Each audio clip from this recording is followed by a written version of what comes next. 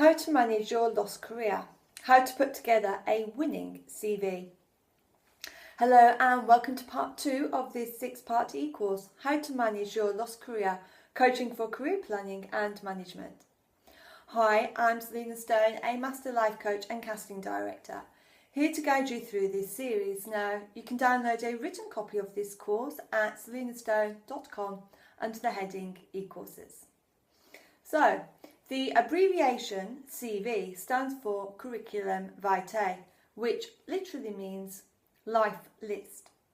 Now, the purpose of writing a CV is to sell you and your unique skills to get an interview. It refers to what you've done in your career, the specified dates and specifics regarding your qualifications. It aims at providing enough evidence of your skills to whet the employer's appetite, but don't write your life story.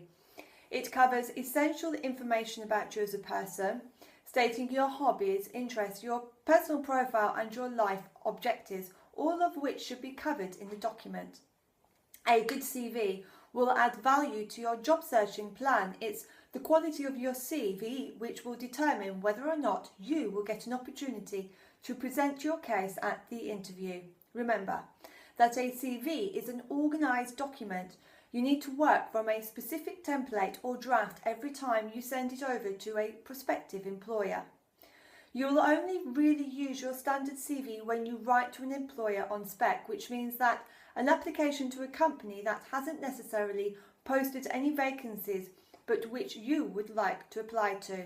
Now, let's go through writing your personal CV step by step, and we will give you some tips along the way to getting started. Now, before you sit down to write your CV, compile all your information and sort it out within the sections that we have suggested as a CV layout. Please refer to your worksheet. Write down every qualification that you have. List all the jobs you have had. List what additional training you have acquired over the years. Now, write out a list of your hobbies and interests. What are your personal attributes and assets? What are you good at? Are you organised, dynamic, a good team worker, etc.? Make your first draft and write down all of this information. Now, make sure you have access to a computer and a printer, because a handwritten CV doesn't make the required impact. Use a memory stick to store your CV on for future use. It is always a good idea to have more than one copy of your CV. Maybe upload it into your email, just in case you lose one or something goes wrong with it. This way you won't have to start from scratch every time you want to send out your CV for an application. Your CV is the first impression a prospective employer gets of you. Don't make it the last. According to statistics, 85% of CVs go in the bin.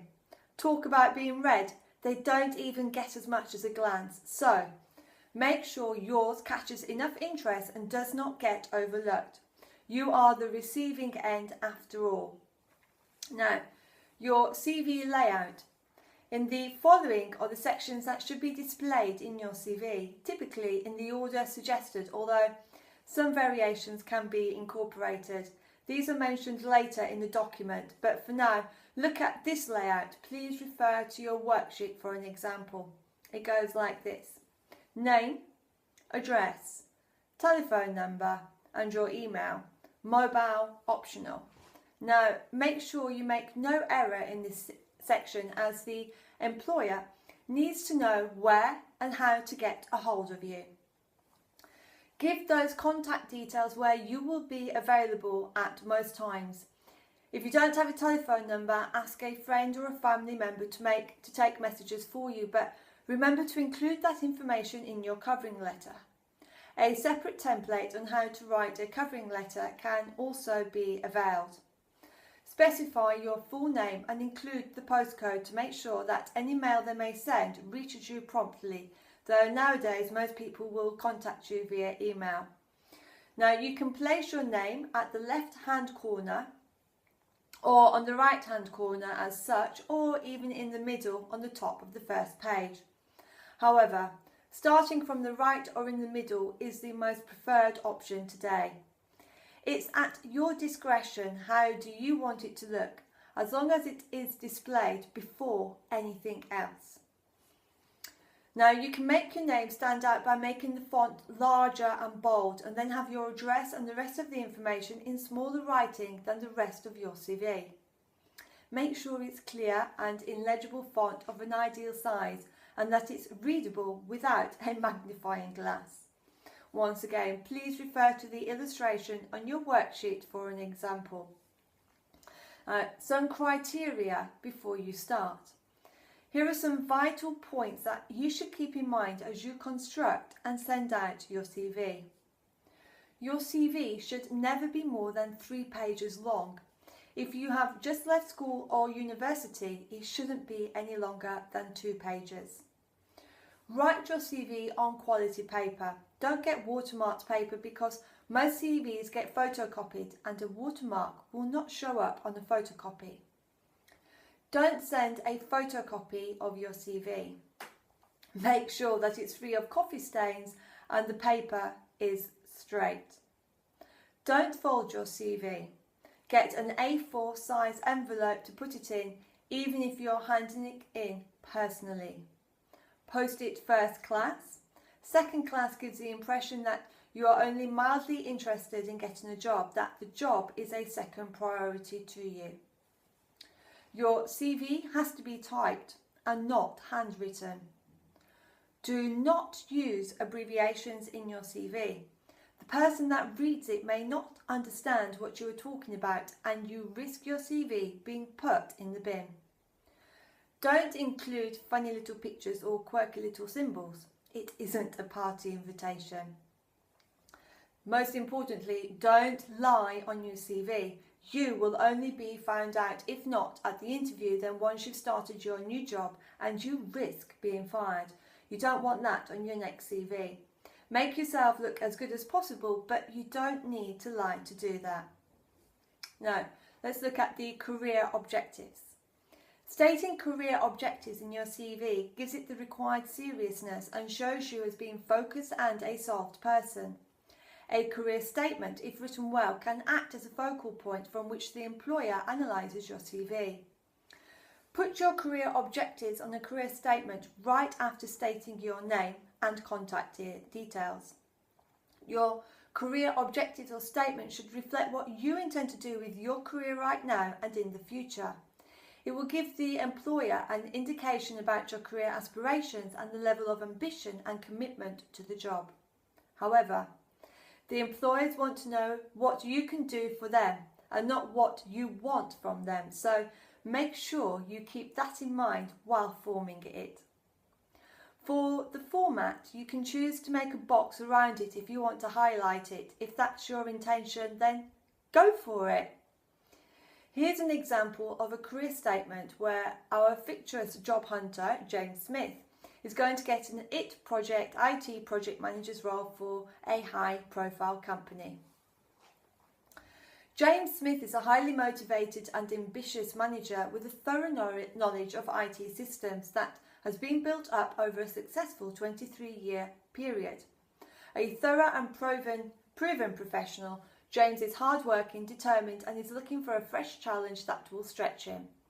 James has managed and delivered several large projects, including a European expansion programme where James was responsible for a budget in excess of 20 million.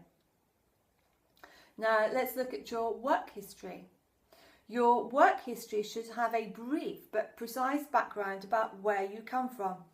This section is dedicated to the jobs that you have had in the past and the one you have now, if applicable. Now, make sure you put your work history before your formal qualifications. If you are currently working, if you just finished studying, you should put your formal qualifications first. From the list you made earlier with all your past jobs, now make a list in reverse chronological order. Specify dates, job title, position and company name. Also provide a brief write-up about your job profile. Also try and incorporate your responsibilities and achievements. Look at the specific examples mentioned next. Once again, please refer to your worksheet. Put the date first, then the name of the company you work for, followed by your job title in bold as follows. Write the date, the company name and the position held. After this, lay down a brief overview of your job profile and details about the responsibilities. You can put this in a bulleted look to give the CV a sharp look. Main duties and responsibilities. This is effectively the main points from your job description. 2. Maximise industry sponsorship and advertising sales for company name products and services for industry and other suppliers, etc., etc. Now list down your achievements for the particular job, also in bulleted forms, as follows. Achievements. Increase sponsorship and funding levels by 10% over a 1-year period, etc., etc. Put the specific and related achievements in sync with your core responsibilities. This will show how you evolved in the organisation and how it benefited the organisation. This is an opportunity to show your prospective employer what you are capable of and all the success you have achieved. Too many CVs focus on what you are responsible for rather than what you have achieved. Make sure that you put this on your CV is on the latter. Employers want to see evidence that you've done a good job in the past, and this is where you lay it out for them to see. So the work history will look like this. Once again, please refer to your worksheet for the example. It's pretty difficult just talking it through with you. Date and the company name and the position held. The main duties and the responsibilities. Underneath that heading, put main duty 1, main duty 2, main duty 3, etc. Then we'll have another heading, achievements, where we'll write down achievement 1, achievement 2, achievement 3, etc. Continue this process for the second job also. If you studied, worked at home or anything else, then just mention the job you did before that. If you have only one job to list, then milk it for whatever it's worth. Make sure no important detail is left out. Make sure you account for any gaps in your CV in your covering letter. It might be something as simple as staying back home to look after your family. Don't forget that looking after your family is a full-time job and teaches you quite many invaluable lessons that you can incorporate into your career. Now, if you have a third or more jobs, you can't follow the same approach for them.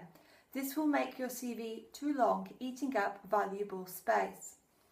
In such case, after you mention the date, the company name and the job title, list down a few bulleted points describing your achievements. If you've worked at more than 5 places, then you should consider grouping them together. For example, if you had a year where you tried out a couple of jobs, you may write them within the same heading and briefly explain them. Remember that if you're over 35, you don't necessarily need to include jobs that you took up during your school, college or university years, unless you think it will increase your chances of getting an interview. Now let's look at your formal qualifications. This section is headed as education. Sometimes, however, we think putting it under qualifications sounds more relevant. List your qualifications in a reverse chronological order, just like you did with your work history. Here, you can mention the apprenticeships and traineeships you would have undertaken. Also mention if you have undergone any work-based training during your career. If you have achieved a high level of formal qualifications, you need not include all your GCSEs or equivalent. A mention of when and where you did them would suffice. If you hold a degree, you might want to list your subjects and your dissertation's title. Follow this format. Put the date first, followed by the qualification, and then the name of the institute you got them from. Then let's look at our other achievements. You can list down your other qualifications and training you might have, not necessarily relevant to the job, but still it shows how electric and active you have been otherwise. Some examples would be life-saving diplomas, coaching qualifications, first aid courses, piano levels, etc. Be as brief as possible here. Make sure it is in bulleted form, and you can include dates too. Make a very concise and short list, putting down only some of the relevant achievements. You may add your linguistic skills here if you possess any. However, if you speak more than 2 languages, you can put them under a different heading, as it language skills and value to your CV. Now, I hope this session gave you a lot to think about and to reconsider. Good luck, and once you've done the work asked of you today, then tune in to part 3. And remember, if at any time you wish to download this course so that you may fill in the questions on the worksheet, then please go to selinastone.com under the heading e-courses. As always, until next time, be lucky.